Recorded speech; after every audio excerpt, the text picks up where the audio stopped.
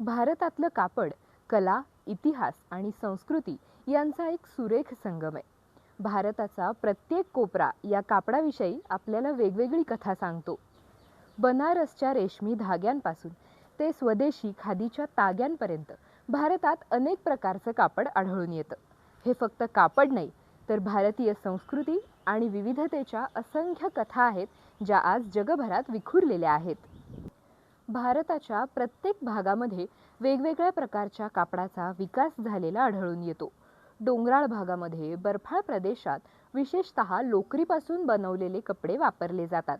त्यामुळं त्या भागातल्या लोकांनी पश्मिना, शाहतूश शाली, वेगवेगळ्या प्रकारचे लोकरीपासून बनवलेले कपडे यांची निर्मिती केली आणि भारताला लोकरीच्या कपड्यांची एक मोठी बाजारपेठ बनवलं.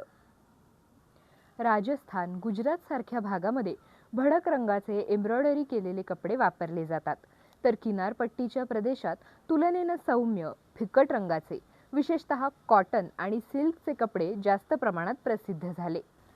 आसाम, बनारस, मैसूर, सुरत, कांचीपुरम या भागांमध्ये मोठ्या प्रमाणावर रेशीम विणली जाते. हे भाग कॉटन आणि रेशमी साड्यांसाठी प्रसिद्ध आहेत.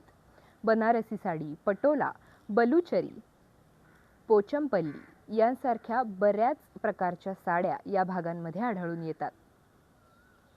भारतीय कापड आणि त्याच्याशी निगडित असलेल्या वेगवेगळ्या कला याविषयीची माहिती तुम्हाला आम्ही आमच्या व्हिडिओजच्या माध्यमातून देणारच आहोत.